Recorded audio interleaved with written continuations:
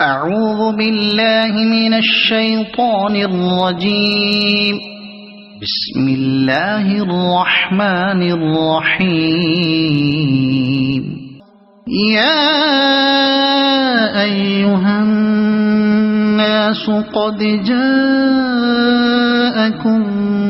برهان من ربكم وأنزلنا إليكم نورا اعوذ باللہ من الشیطان الرجیم بسم اللہ الرحمن الرحیم اللہم صلی علی سیدنا محمد وعلی آل سیدنا محمد بعدد کل ذرۃ مئۃ الف الف سورہ نساء آیت نمبر 148۔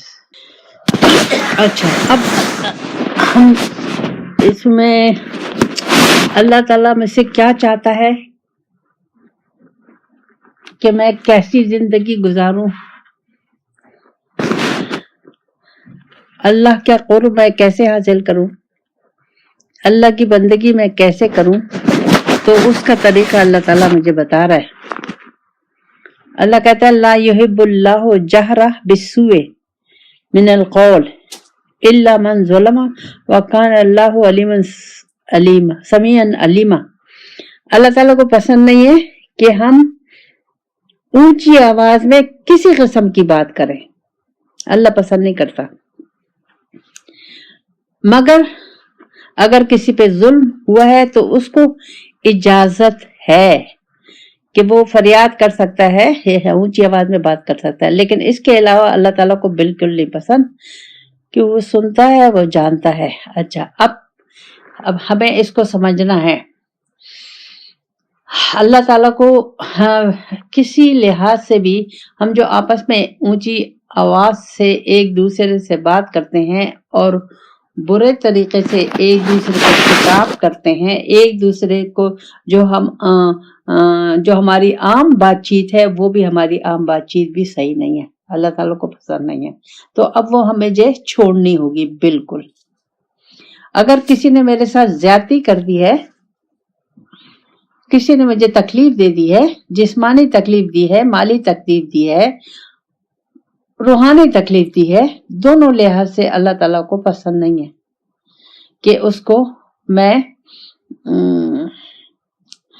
کسی سے کہوں یا کسی سے لڑائی جھگڑا کروں، بالکل اللہ کو پسند نہیں۔ اچھا، اب جو چیز اللہ کو پسند نہیں ہے مجھے وہ اب اختیار کرنی ہے، وہ اب مجھے لینا ہے۔ اب مجھے یہ نہیں دیکھنا کہ اس نے میرے اوپر ظلم کر دیا، اس نے میرے سے زیادتی کر دی، اس نے میری بے عزتی کر دی، اس نے میرا حق مان لیا۔ یہ سب اللہ اس قرآن میں ایک ایک چیز اللہ تعالیٰ مجھے بتائے گا کہ کس طریقے سے ہم اللہ کے محبوب بندے بن سکتے ہیں، اور کس طریقے سے ہم اللہ کی بندگی حاصل کر سکتے ہیں، اور کس طریقے سے ہم اللہ کے قرب میں جا سکتے ہیں، اور کس طریقے سے ہم اللہ کا دیدار حاصل کر سکتے ہیں۔ یہ صرف مومن ہی کرے گا تو ہوگا۔ اگر ہم مومن بننا چاہتے ہیں، متقی اور پرہیزگار بننا چاہتے ہیں، تو ہمیں یہ طریقہ لینا ہے ہر صورت میں۔ تو اب اس کے لیے سب سے آسان طریقہ کیا ہے؟ آسان طریقہ یہ ہے کہ ہم اپنی مرضی چھوڑ دیں، ہم اللہ کی مرضی لے لیں۔ جب تک ہم اپنی مرضی کرتے رہیں گے ہم اللہ کی مرضی کو نہ جان سکیں گے اور نہ لے سکیں گے۔ تو اپنے ذات کی نفی، اپنی مرضی چھوڑنے کا مطلب ہے اپنی ذات کی نفی، میں کچھ نہیں ہوں، جو کچھ ہے اللہ اور رسول ہے اور وقت کا امام ہے، بس۔ اب مجھے کچھ ایسا ہی کام، ایسی بات، ایسی حرکت نہیں کرنی جس سے اللہ اور رسول اور وقت کے امام کو تکلیف ہو۔ اللہ دیکھیں، اگر کسی یہاں اللہ تعالیٰ نے ایک چھوٹ دی ہے جس پہ ظلم ہوا ہے، لیکن اگر وہ جو جس پہ ظلم ہوا ہے اگر وہ صبر کر لے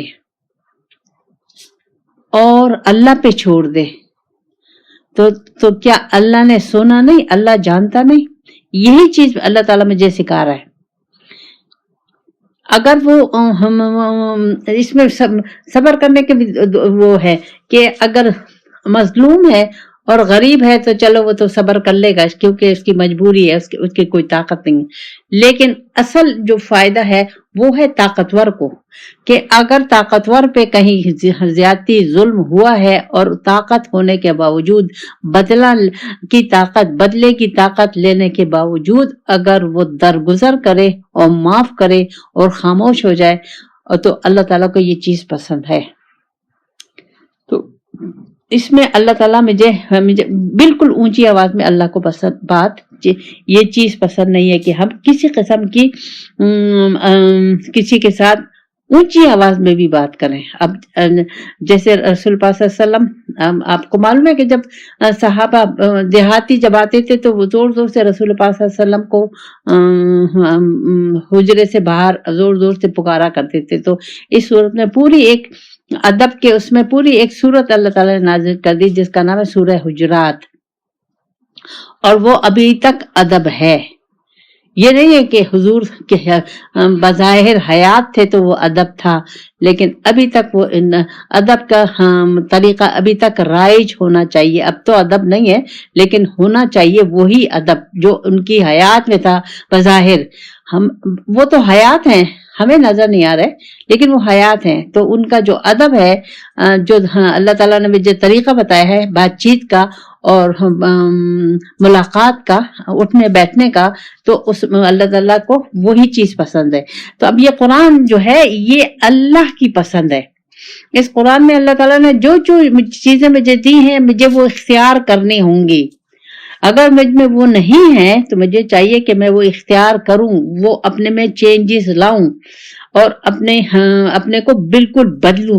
اچھا، بدلنا کیا ہوتا ہے؟ ظاہر کا اتنا بدلنا نہیں ہے جتنا باطن کا بدلنا ہے۔ آپ کے اندر تبدیلی آنی چاہیے، آپ کے اخلاق میں تبدیلی آنی چاہیے، آپ کی روح کو پاک صاف ہونا چاہیے، آپ کا دل پاک صاف ہونا چاہیے، آپ کی زبان پاک صاف ہونی چاہیے، آپ کی ہر چیز کے آداب آپ کو معلوم ہونے چاہیے کہ کیسے ہیں، ماں باپ سے کیسے بات کرنی ہے، شوہر سے کیسے بات کرنی ہے، بہن بھائیوں سے کیسے بات کرنی ہے، غیروں سے کیسے بات کرنی ہے، پڑوسیوں سے کیسے بات کرنی ہے، باس سے کیسے بات کرنی ہے، نوکر سے کیسے بات کرنی ہے، اپنے ماتحتوں سے کیسے بات کرنی ہے۔ یہ سارے طریقے ہمیں سیکھنے ہوں گے۔ اگر ہم سیکھیں گے نہیں تو پھر مشکل ہے کہ ہمیں جنت کی خوشبو بھی ملے۔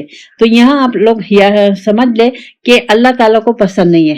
اگر ہم پہ کسی نے تکلیف دی ہمیں کسی لحاظ سے بھی تو ہمیں صبر کرنا چاہیے، معاف کرنا چاہیے۔ اچھا، یہ صبر بہت مشکل ہے لیکن مشکل نہیں ہے۔ جو اللہ کو لے لے گا، جو اللہ کو مقصد زندگی بنا لے گا، اللہ سے کنیکشن کر لے گا، اس کے لیے مشکل نہیں ہے، کیونکہ وہ تو اپنی ذات کی نفی کر چکا ہے۔ اب تو وہ ہر وقت اللہ کی رضا کو دیکھ رہا ہے تو پھر آسان ہو جائے گا، نہیں تو ویسے عام انسان کے لیے بہت مشکل ہے۔ پھر اللہ تعالیٰ ایک اور چیز ہمیں بتاتا ہے، اگر تم نیکی کسی قسم کی نیکی کیے اعلان کرو اور تو یا پوشیدہ رکھو،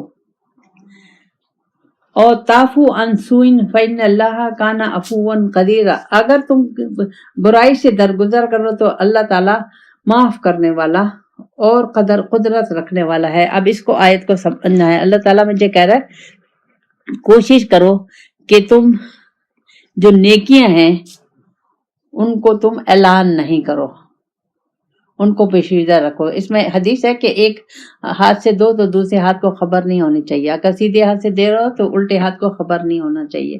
اسی طرح اگر کسی نے ہمارے ساتھ زیادتی کی ہے تو ہم اس کو پوشیدہ بھی رکھیں اور کسی کو اس کو ہم معاف بھی کرتے ہیں، درگزر بھی کریں۔ یہ سب اللہ تعالیٰ ہمیں ایک بندگی اختیار کرنے کے طریقے بتا رہا ہے۔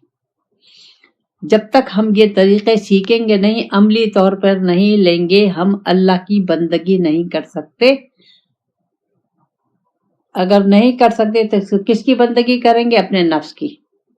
تو اس کا یہاں کیا ظاہر ہوا کہ آپ کو اپنے نفس کی نفی کرنی ہے کہ آپ نہیں ہیں، اللہ ہے۔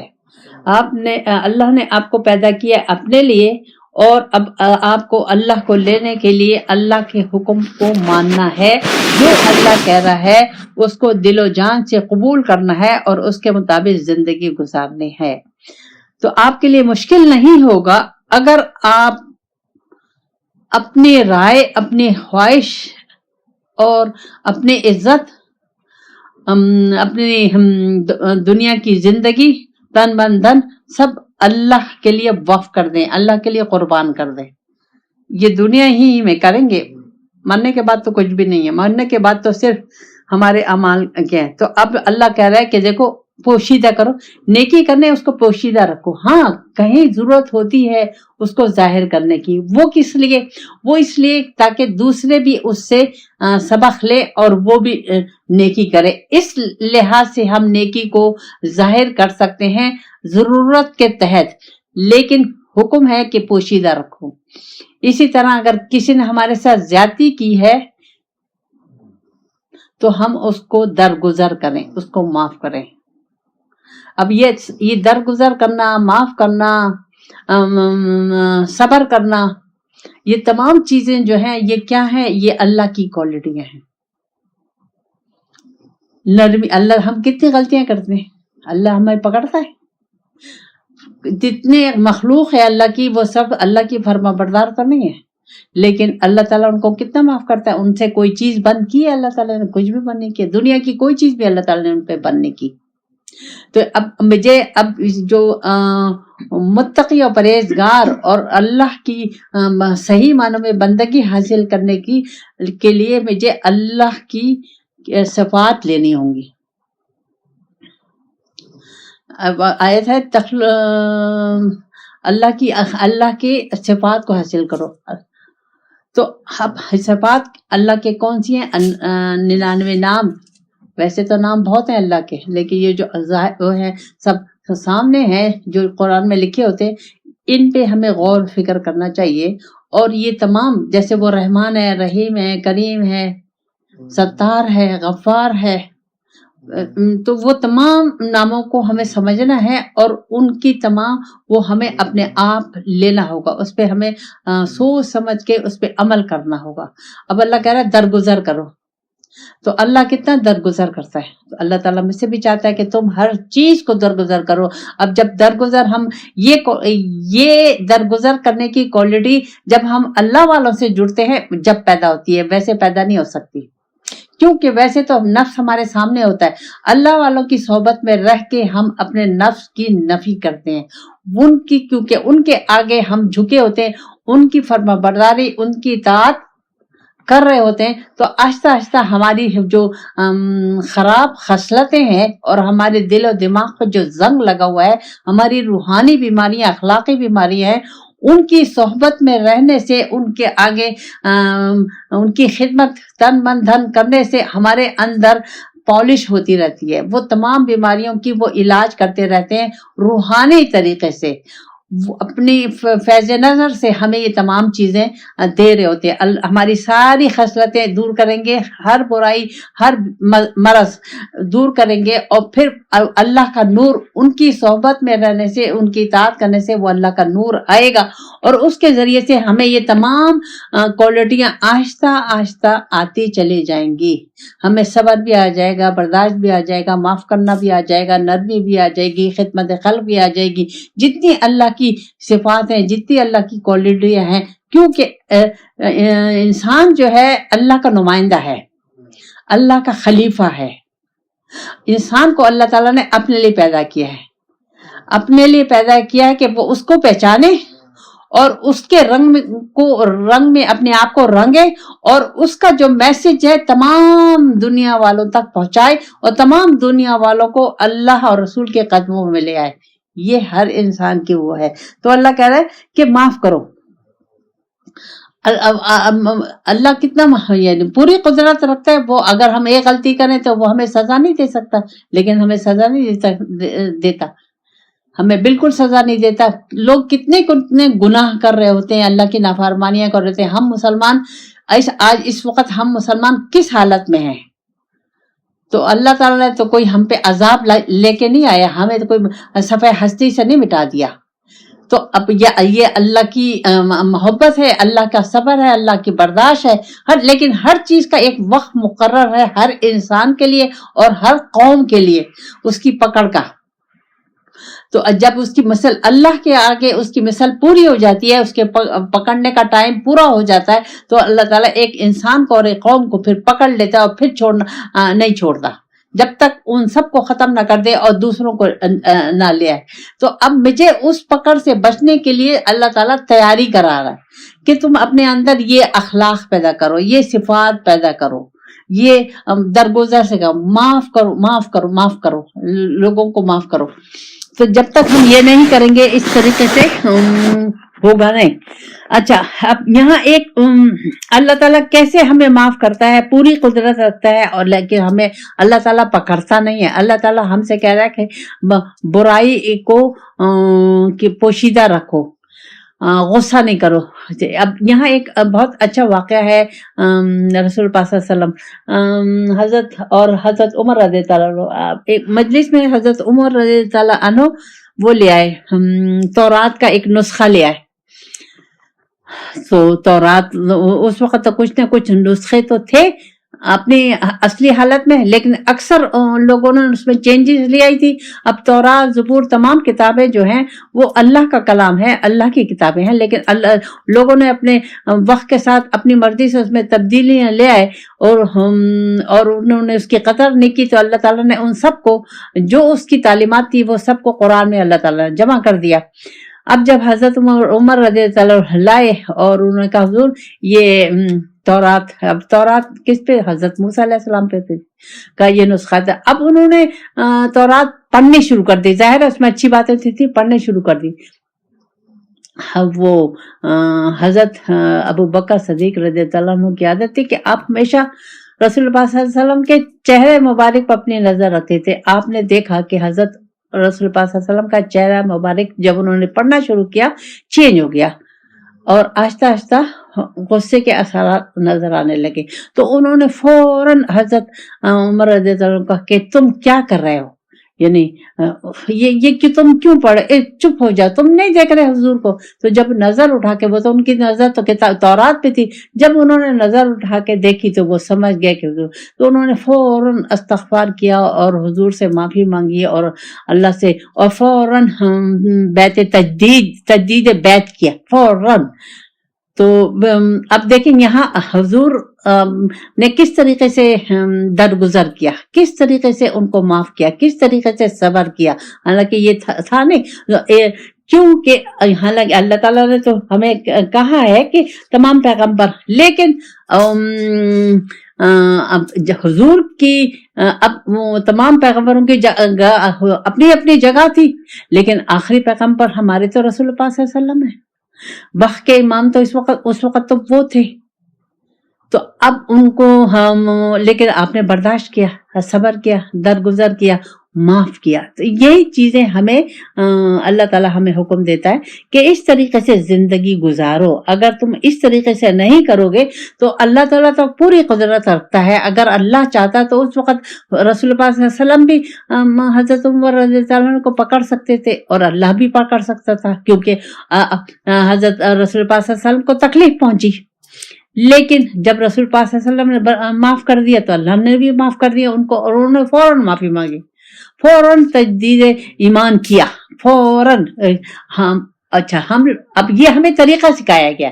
یہ جو واقعہ تھا یہ ایک ہمارے لیے طریقہ تھا، ایک ہمیں سبق سکھایا گیا کہ تم جو اپنے وقت کا جو امام ہے اس تک محدود رہو، ادھر ادھر مت جاؤ، ادھر ادھر مت پھرو، ادھر ادھر کی کتابیں مت دیکھو. جو وقت کا امام تمہیں سکھا رہا ہے اس کو تم نے ٹیلی کر لیا ہے آلریڈی، تم نے اس کو انالائز کر لیا قرآن و سنت سے، اور تمہاری یقین آ گیا. اب تم ادھر ادھر مت جاؤ، ادھر ادھر کی جماعتوں میں مت جاؤ، فرقوں میں مت جاؤ، ادھر ادھر کسی اور کو دیکھنے کی ضرورت نہیں ہے. ایک ہی کو پکڑ لو، ایک ہی جماعت کو پکڑ لو، ایک ہی سجدہ کرو تو زیادہ بہتر ہے، بجائے اس کے کہ تم کنفیوز ہو جاؤ. تو بہتر ہے کہ ہم اس سے طریقہ سیکھیں. اللہ تعالیٰ غفور الرحیم ہے، معاف کرنے والا ہے. اب اللہ تعالیٰ نے مجھے اس میں یہ سکھایا کہ تم وہ نہیں کرو، صبر کرو، برداشت کرو، درگزر کرو، معاف کرو. یہ اللہ کی کوالٹیاں ہیں. اب ہم نے تو یہ راستہ لیا ہے تو اب ہمیں اللہ کی یہ کوالٹیاں لینے ہوں گی. اللہ تعالیٰ ہمیں توفیق دے کہ ہم اللہ کی یہ کوالٹیاں لیں اور اس پہ ظاہری بات نہیں قرآن ان الذین یکفرون باللہ ورسولہ، یہ انکار کرتے ہیں اللہ سے اور اللہ کے رسولوں سے، وَيُرِيدُونَ أَن يَكْفُرُوا بَيْنَ اللَّهِ وَرَسُولِهِ، اور یہ لوگ فرق کرنا چاہتے ہیں اللہ اور رسول کے درمیان میں، رسولوں کے درمیان میں، وَيَقُولُونَ، اور کہتے ہیں نؤمن ببعض ونکفر ببعض وَيُرِيدُونَ أَن يَتَّخِذُوا بَيْنَ ذَلِكَ سَبِيلًا، اور یہ لوگ چاہتے ہیں کہ کسی کو مانے اور کسی کو نہ مانے، اور یہ چاہتے ہیں کہ کوئی درمیان کا راستہ نکل آئے۔ اب یہ کس طرف اشارہ ہے؟ یہ ہے کہ یہ جو کافر تھے وہ رسولوں کو نہیں مانتے تھے، اللہ کو تو مانتے تھے لیکن رسولوں پہ ایمان نہیں لاتے تھے۔ اسی طرح جو یہود تھے وہ ابراہیم علیہ السلام کو اور موسیٰ علیہ السلام کو تو مانتے تھے لیکن عیسیٰ علیہ السلام کو اور رسول پاک صلی اللہ علیہ وسلم کو نہیں مانتے تھے۔ اسی طرح عیسائی جو ہیں وہ رسول پاک صلی اللہ علیہ وسلم کو نہیں مانتے۔ تو یہ ہمیشہ یہ چلا آ رہا ہے۔ اچھا، اب بھی اس زمانے میں بھی لوگ رسولوں کو نہیں مانتے، رسول پاک صلی اللہ علیہ وسلم کو لوگ نہیں مانتے، بعض لوگ حدیثوں کو نہیں مانتے۔ اسی طرح لوگ آج کل ولی اللہ کو نہیں مانتے، اللہ والوں کو نہیں مانتے، علماؤں کو بھی اگر دیکھا جائے تو نہ ماننے کے قریب ہی ہے۔ تو اللہ تعالیٰ کہتا ہے کہ جو بھی ہے، اب اللہ کی پہچان جو اللہ ہے اس کو تو سب جانتے ہیں، چاہے یہود ہے، نصارہ ہے، مشرک ہے، سب جانتے ہیں کیونکہ ساری کائنات اس نے بنائی ہے، اس کو تو سب جانتے ہیں۔ لیکن اللہ نے اپنی پہچان کے لیے رسول بھیجے۔ اب رسول پاک صلی اللہ علیہ وسلم آئے تو ہمیں اللہ کی شان کی، اللہ کی ربوبیت کی، اللہ تعالیٰ کی طاقت کی، قدرت کی، اس سب کی، اس لیے کہ اللہ تک کوئی نہیں پہنچ سکتا۔ تو وہ اللہ تعالیٰ نے اپنی پہچان کے لیے رسولوں کو بھیجا ہے، اور قیامت تک اللہ تعالیٰ نے اپنی پہچان کے لیے اور اپنے رسولوں کی پہچان کے لیے اپنے نمائندے مقرر کیے ہیں۔ قیامت تک وہ لوگ آتے رہیں گے۔ تو جو بھی ان سب میں سے کسی ایک کا انکار کرے گا اس کو اللہ تعالیٰ نے کہا کہ وہ کفر کرے گا۔ اب ہم لوگوں کو دیکھنا ہے اس وقت کہ ہم کس کا انکار کر رہے ہیں۔ ہم رسول پاک صلی اللہ علیہ وسلم کا بھی انکار کر رہے ہیں عملی طور سے، اور ہم اللہ والوں کا بھی انکار کر رہے ہیں عملی طور پہ۔ کیوں کہ ہم رسول پاک صلی اللہ علیہ وسلم کے نقش قدم پر نہیں چل رہے، اور اسی طرح یہ چلتے چلتے ہم اللہ والوں کو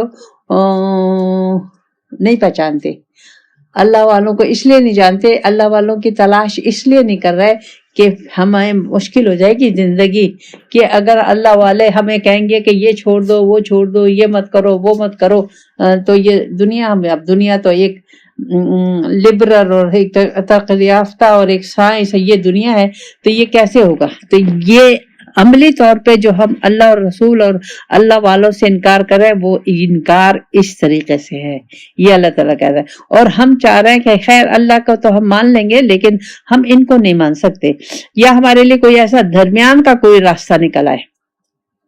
اب درمیان کا راستہ ہم لوگ کیا نکالتے ہیں؟ اپنی مرضی سے اسلام کے مطابق عمل کر رہے ہیں، جہاں ہمارے لیے آسانی ہوتی ہے وہاں ہم لے لیتے ہیں، جہاں ہمیں مشکل ہوتی ہے وہاں ہم چھوڑ دیتے ہیں۔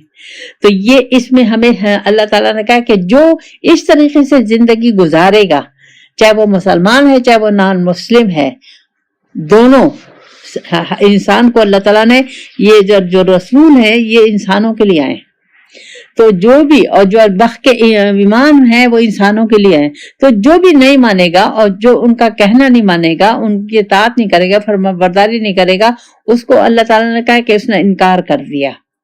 اب سوچنے کا مقام ہے، ہم کہتے ہیں نہیں ہم اللہ کو سنیں گے اور قرآن سے ہدایت لیں گے، ہم قرآن سے یہ کر لیں گے، یہ کر لیں گے، یہ کر لیں گے، اور ہم ڈائریکٹ اللہ کے تک جائیں گے۔ اللہ تعالیٰ نے تو یہاں کفر کا فتویٰ لگا دیا، تو اب ہمیں سوچنا چاہیے۔ پھر اللہ تعالیٰ آگے فرماتا ہے اب اولئک هم الکافرون، اللہ کہتا حقا، اللہ کہتا ہے یہ سب لوگ اصلی کافر ہے۔ اب یہ دیکھیں، یہ اللہ کا فتویٰ ہے، یہ کسی مولوی کا یا کسی پیر کا فتویٰ نہیں ہے، یہ اللہ کا فتویٰ، اللہ تعالیٰ نے کہا ہے، اللہ کا حکم ہے، اللہ ہمیں کہہ رہا ہے کہ جو بھی اس طریقے سے زندگی گزارے گا وہ کافر ہے، اور اعتدنا للکافرین عذابا مہینا، میں انہیں اس انکار کرنے والوں کے لیے درناک ذلت امیز عذاب تیار کر رکھا ہے۔ اب یہ دیکھیں کتنا لمحہ فکریہ ہے، ہمیں کتنے اس میں غور و فکر کرنا چاہیے کہ اللہ تعالیٰ نے ہمیں اپنا فیصلہ سنا دیا۔ اب یہاں دیکھیں کہ ہم کیسے کہہ سکتے ہیں کہ ہم اللہ کی نافرمانی میں زندگی گزار رہے ہیں اور اپنی مرضی سے زندگی گزار رہے ہیں، اور پھر ہم کہہ رہے ہیں کہ اللہ غفور و رحیم ہے۔ یہاں تو اللہ تعالیٰ یہ کہہ رہا ہے کہ اگر تم نے پورا کا پورا اسلام نہیں لیا اور رسول پاک صلی اللہ علیہ وسلم کی پیروی نہیں کی اور وقت کے امام کو نہیں پہچانا اور تم نے اس کے ذریعے سے مجھے نہیں پہچانا، اپنے کو نہیں پہچانا، اور تم نے قرآن و سنت کے مطابق زندگی نہیں گزاری، تو تم کافر ہو، اور میں نے تمہارے لیے ذلت آمیز عذاب تیار کر کے رکھا ہوا ہے۔ تو اب ہمیں سوچنا چاہیے، غور فکر کرنا چاہیے۔ اس گروپ میں جو لوگ ہیں ان لوگوں کے لیے میں کہہ رہی ہوں، انہیں سوچنا چاہیے کہ بھائی ہم سوچو سمجھو، اپنی زندگی ضائع تو نہیں کر رہے، اپنا ایک ایک منٹ ضائع تو نہیں کر رہے۔ ہم جو کچھ کر رہے ہیں صبح سے شام تک اور زندگی میں، کیا وہ اللہ اور رسول کی مرضی کے مطابق ہے؟ اگر اللہ رسول کی مرضی کے مطابق نہیں ہے تو ہم کافر کے زمرے میں آتے ہیں، یہ بھی یاد رکھیں۔ اللہ تعالیٰ نے مجھے نفس دیا ہے، لیکن مجھے اللہ تعالیٰ نے کہہ دیا ہے کہ یہ نفس جو ہے اس کا تعلق شیطان سے ہے، یہ تمہیں برائی کی طرف بلائے گا، تمہیں مجھ سے کنیکشن کرنا ہے، تو تمہارے اندر اللہ بھی ہے، تمہیں مجھے پہچاننا ہوگا، مجھے جاننا ہوگا، تو بات بنے گی۔ نہیں تو آزادی تو اللہ تعالیٰ نے دی بھی ہے اس دنیا تک، آخرت میں تو کوئی آزادی نہیں ہے۔ آخرت میں تو جو یہ دنیا میں ہم کمائی کریں گے اسی کے مطابق ہمارا حساب کتاب ہوگا۔ تو اللہ تعالیٰ کہہ رہا ہے کہ اگر تم نے اس طریقے سے، اگر تم نے رسولوں کو نہیں مانا، ماننے کا مطلب زبانی نہیں، عمل کے لحاظ سے، صبح سے شام تک، پیدائش سے موت تک ہم قرآن و سنت کے مطابق زندگی نہیں گزاریں گے، اپنی مرضی سے زندگی گزاریں گے، جس کی آزادی اللہ تعالیٰ نے مجھے دی ہوئی ہے، میرے پاس زبردستی نہیں ہے۔ میں محبت سے یہ سب محبت اور عشق اور اپنی پہچان، اپنے کے اللہ کا دوست بنانے کے طریقے جو اللہ تعالیٰ نے مجھے بتا دیے ہیں، اور اگر نہیں کریں گے تو اس کا خوفناک انجام بھی اللہ تعالیٰ نے مجھے بتا دیا کہ اگر تم اس طریقے سے نہیں کرو گے اور اپنی مرضی سے زندگی گزارو گے، اپنی مرضی سے دین اسلام کو لوگے، تو تم کو کفر کے زمرے میں، منافق کے زمرے میں آ جاؤ گے، اور میں نے تمہارے لیے ذلت آمیز عذاب تیار کر کے رکھا ہوا ہے۔ پھر اللہ تعالیٰ فرماتا ہے، اب یہاں اللہ تعالیٰ صاف کہہ رہا ہے وہ لوگ جو ایمان لائے اللہ پر، اب وہ ایمان اللہ پہ یقین، یعنی اپنی زندگی پوری کی پوری اللہ کی مرضی کے مطابق، اللہ کو رب جان کر، حقیقی رب جان کر، پالنے والا جان کر، ہر کچھ اس کے ہاتھ میں ہے، زمین آسمان اس کے ہاتھ میں، میری زندگی، تقدیر، زندگی، موت، ہر کچھ اس کے ہاتھ میں ہے، میں یہ یقین اور اس کے مطابق پھر میں نے رسولوں پہ یقین کیا، اب اللہ پہ ایمان لایا، پھر میں نے رسولوں پہ، اب اللہ پہ ایمان لانا رسولوں کے ذریعے سے ہے۔ رسول کا مطلب ہے پیغام پہنچانے والا، تو تمام پیغمبر جو تھے اللہ کا پیغام پہنچانے والے تھے، اور یہی طریقہ، پیغام پہنچانے کا طریقہ اللہ تعالیٰ نے اس کا انتظام کیا ہے اللہ والوں کی صورت میں۔ اللہ کہتا ہے وَلَمْ يُفَرِّقُوا بَيْنَ أَحَدٍ مِّنْهُمْ، جو ان لوگوں میں فرق نہیں کرتے۔ اب دیکھیں اللہ تعالیٰ نے یہاں کہہ دیا کہ جو رسولوں میں اور اللہ کے میں نمائندوں میں فرق نہیں کرتے، رسولوں میں تمام رسول 1,44,000 اور رسول پاک صلی اللہ علیہ وسلم، اور قیامت تک جو اللہ والے آئیں گے ان میں کوئی فرق نہیں ہے، وہ راستہ ایک ہی بتا رہے ہیں، اللہ کا راستہ بتا رہے ہیں، اللہ کی حاکمیت بتا رہے ہیں، کہنا اللہ کا مانیں گے، لیکن رسول کے ذریعے سے اور وقت کے امام کے ذریعے سے۔ اگر وہ اس میں فرق نہیں کر رہے تو منہم اولئک سوف یؤتیہم اجورہم، اللہ کہتا ہے میں ان کو جلد اس کا پورا کا پورا اجر دوں گا۔ اب اجر تو مجھے جب ملے گا نا، جب میں اس کے مطابق زندگی گزاروں گی، جبھی مجھے اجر ملے گا، ایسے زبانی عمل بولنے سے تو نہیں ملے گا کہ لا الہ الا اللہ محمد رسول اللہ پڑھ لیا اور مجھے جنت مل جائے گی، یا اللہ کا قرب مل جائے گا، یا اللہ کی رسول پاک صلی اللہ علیہ وسلم کی شفاعت مل جائے گی۔ نہیں، اس کے لیے مجھے پوری جد و جہد کرنی ہے اور قرآن اور سنت کے مطابق اللہ کے حکم کے مطابق مرضی کے مطابق وقت کے امام کی صحبت میں رہ کے ہمیں زندگی گزارنی ہوگی، تو پھر اس دوران میری نیت بھی ہے اور میں کوشش میں بھی لگی ہوئی ہوں اور میں وقت کے امام کی صحبت میں بھی ہوں اور اللہ اور رسول کے حکم کے مطابق میں زندگی بھی گزاری ہوں، پھر کوئی بھول چوک ہو جائے ان لوگوں کے لیے وکان اللہ غفور الرحیم، اللہ تعالیٰ ان لوگوں کے لیے غفور الرحیم ہے۔ یہ نہیں ہم جیسے نافرمانوں کے لیے کہ کہنا نہیں مان رہے اور ہم کہیں کہ غفور الرحیم ہے، ان کے لیے کبھی بھی غفور، چاہے وہ کتنے ہی مسلمانوں کے، چاہے کتنے وہ 5 وقت کے نمازی ہوں، چاہے حج عمرے کرے ہو، لیکن ان کی باقی زندگی، روزمرہ کی زندگی، صبح شام تک کی جو زندگی ہے، وہ اگر اللہ اور رسول کے حکم کے خلاف ہے تو اللہ تعالیٰ کہہ رہا ہے میں ان کے لیے غفور رحیم نہیں ہوں، میں صرف ان لوگوں کے لیے غفور الرحیم ہوں جو مجھ پہ ایمان لائے اور ایمان کے مطابق عمل کیا، رسولوں کی ہدایت کے مطابق وقت کے امام کی صحبت میں رہ کے اس کی ہدایت کے مطابق زندگی گزاری، تو ان سے اگر کوئی بھول چوک ہو جائے گی تو وہ میں معاف کر دوں گا، اور میں بڑا معاف کرنے والا اور رحم کرنے والا ہوں۔ اللہ تعالی ہمیں توفیق دے قرآن کو سمجھنے کی۔ یہ مدینہ کی آیت ہے اور اس کا پس منظر یہ ہے کہ رسول پاک صلی اللہ علیہ وسلم سے یہ لوگ فرماتے تھے کہ ہم آپ کو نہیں مانتے اور آپ تو ہماری طرح کے انسان ہیں اور ہمیں تو اللہ کو دیکھنا ہے اور ہمیں تو اللہ ایسا ہونا چاہیے کہ ہمیں یقین ہو، ہمیں آپ تو ہماری طرح کھاتے ہیں پیتے ہیں سوتے ہیں جاگتے ہیں، شادی بیاہ، تو ہمیں آپ پہ یقین نہیں ہے کہ آپ اللہ کے نمائندے ہیں۔ تو یعنی ایک منافقین بھی تھے اور یہود بھی تھے۔ اچھا، اب یہاں یہود کا یہاں بنی اسرائیل کا ذکر آ رہا ہے، تو اب اس کا پہلے گا تو یہ جو بنی اسرائیل ہے، یہود جو ہے شام مصر سے ہجرت کر کے آئے تھے، بنی اسرائیل قوم ہے یہ، اور 1,44,000 پیغمبر ان پر آئے، لیکن انہوں نے کسی کو بھی نہیں مانا، نہ موسیٰ نہ عیسیٰ نہ ابراہیم، کسی کی نہ حق پیغمبر کو قتل بھی کرتے تھے، الزامات بھی لگاتے تھے اور مانتے بھی، انتہائی نافرمان قوم تھے۔ تو پھر اللہ تعالیٰ نے ان پر زوال آیا اور یہ غلام ہو گئے، غلام بنا لیے گئے، کافی عرصے تک غلام۔ تو اس غلامی سے تنگ آ کر ان کی کتابوں میں تو لکھا ہوا تھا رسول پاک صلی اللہ علیہ وسلم کے بارے میں کہ مدینہ میں ہے، مکہ میں ایک پیغمبر آئیں گے جن کا نام احمد ہوگا، یہ تورات اور زبور میں لکھا ہوا ہے۔ تو پورا حضور کا شجرہ دیا ہوا ہے، حضور کے صحابہ کا دیا ہوا ہے، پھر ان کی ہجرت کا بھی دیا ہوا ہے، مدینہ کا بھی دیا۔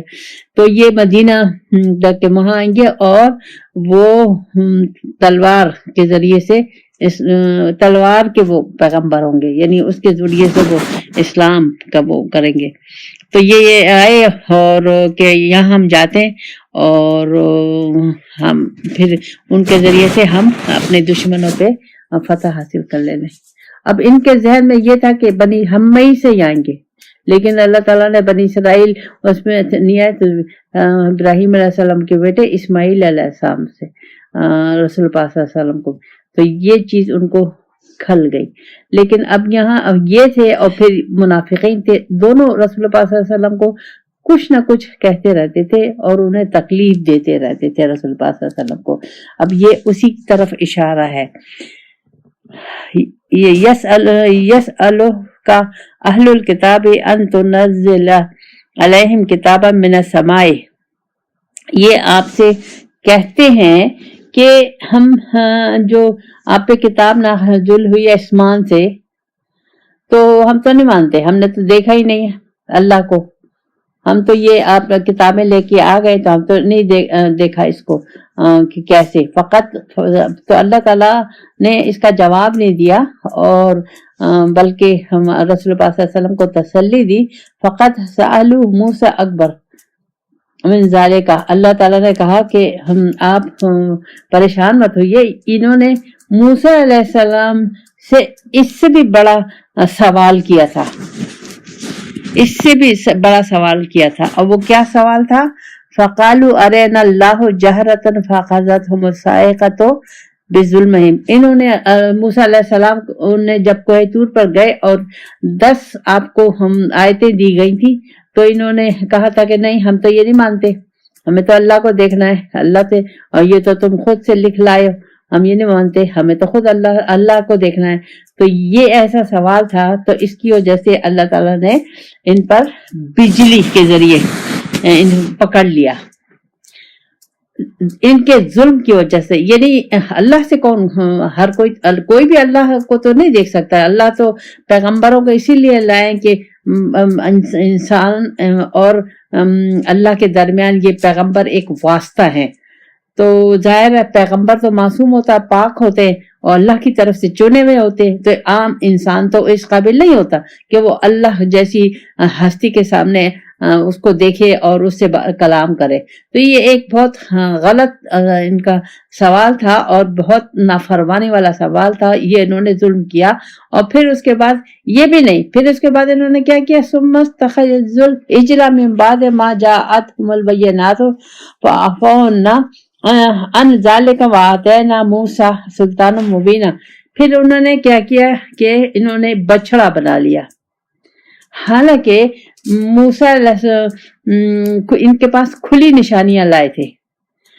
یہاں پھر اللہ تعالیٰ نے ان کو اس پہ معاف کر دیا، اور اللہ تعالیٰ نے موسیٰ علیہ السلام کو کھلی واضح نشانیاں دی تھی ان کی پیغمبری کی۔ یعنی ان کو موسیٰ علیہ السلام 40 سال تک تبلیغ کرتے رہے اور مختلف کتنے معجزے دکھاتے رہے، کتنی ان پہ، لیکن ان کو کچھ سمجھ میں نہیں ہے۔ 40 سال موسیٰ علیہ السلام کی اس کو تبلیغ کرنے کے بعد موسیٰ علیہ السلام نے ان کو فرعونیوں سے نجات دے کے جب سرائے سینا میں لے کے گئے، تو وہاں جب موسیٰ علیہ السلام وہ لینے گئے، اللہ سے کوہ طور پر بات کرنے گئے، تو ان کے پیچھے انہوں نے ایک سونے کے، سب سونے کو ان کا سامری تھا، اس نے سونے جمع کر کے ایک بچڑا بنایا اور اس میں ایک کوئی ایسا آلہ لگایا جس سے آواز آتی تھی، تو بس یہ اس کو اس کی عبادت کرنے لگے۔ تو یعنی یہ اتنے